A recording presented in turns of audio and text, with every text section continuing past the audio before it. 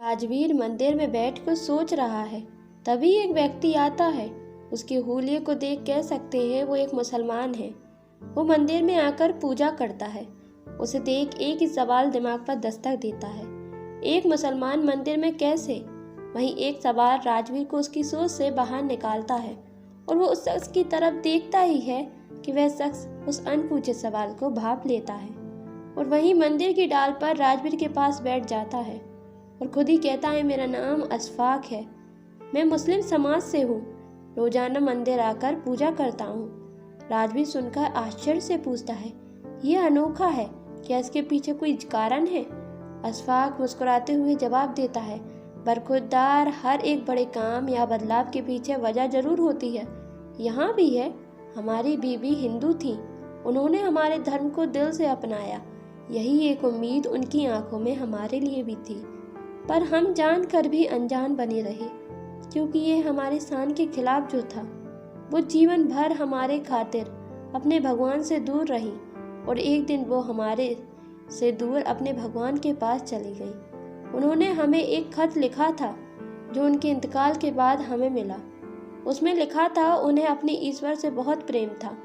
वो हमसे छिपकर यहाँ मंदिर आ जाया करती थी। हमें बुरा ना लगे इसलिए कभी बोल ना पाए, पर धोखा नहीं देना चाहती थी इसलिए खत लिख गई। उन्होंने हमारे प्यार के खातिर, हमारे अभिमान के खातिर अपनी इच्छा कभी जाहिर ना की, पर मरते मरते वो हमसे सच कह गई। तब हमें प्यार की कीमत समझ में आई, इसलिए उनके जाने के बाद ही सही, पर हमने उनकी वो एक इच्छा पूरी की। अशफाक की बातें खत्म हो जाती हैं। दोनों कुछ देर खामोश बैठ जाते हैं।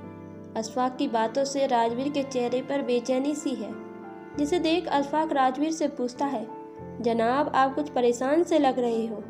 राजवीर कुछ सहज सा जाता है और कहता है, नहीं, ऐसा कुछ नहीं है। अशफाक कहता है, बरखुरदार, आपकी बेचैनी देख कह सकता हूँ आप किसी सच से ही भाग रहे हो। राजवीर तेजी से वहां से उठकर जाने लगता है, जैसे अशफाक ने उसकी कोई चोरी पकड़ ली हो। अशफाक उसे रोकता है, पर राजवीर तेजी से वहां से निकलकर अपनी कार में बैठकर चला जाता है। राजवीर के दिमाग में अशफाक की सारी बातें घूमने लगती हैं। राजवीर को रात भर नींद नहीं आती। सुबह होते ही वो फिर उसी मंदिर में जाकर बैठ जाता है। फिर से उसकी मुलाकात अशफाक से होती है। अशफाक राजवीर के पास आकर बैठ जाता है। अशफाक समझ रहा है कि राजवीर उससे कुछ कहना चाहता है, पर अशफाक चाहता है राजवीर खुद अपने अभिमान को तोड़कर सच को उसके सामने रखे, जिससे वो भाग रहा है। पर वहीं राजवीर चाहता है अशफाक उससे आगे से सवाल करे, पर राजवीर कुछ नहीं बोल पाता। 2-3 दिन तक यही चलता रहा। आखिरकार एक दिन राजवीर खामोशी तोड़कर बोलता है, असल में मेरी नौकरी में थोड़ी दिक्कत है, बस इसलिए परेशान हूँ। अशफाक जोर जोर से हंसने लगता है। बरखुरदार, इतने दिनों बाद अपनी खामोशी तोड़ी भी तो झूठ बोलने के लिए। मियाँ, हमारे बाल धूप में सफेद नहीं हुए हैं। आपका चेहरा साफ कह रहा है आप खुद से ही खफा हैं। खुद की गलती मानने की हिम्मत ही नहीं है आप में। आप इस पुरुष प्रधान समाज के वही पुरुष हैं जो अपने मन रूपी अकड़ में इतने जकड़ गए हैं कि सच को स्वीकार ही नहीं कर पाते। अशफाक राजवीर को उसके ही असली रूप से पहचान करवाता है।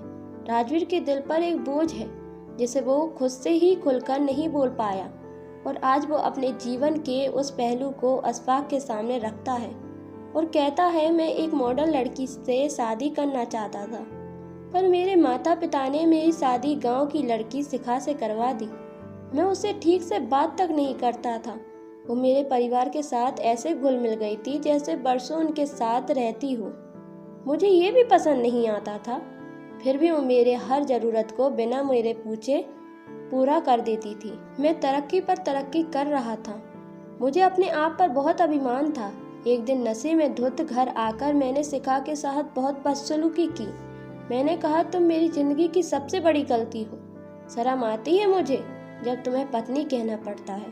वो बोलता ही गया, शिखा के लिए ये सब नया नहीं था, पर मेरे माता पिता के लिए ये एक कड़वे घूंट के समान था।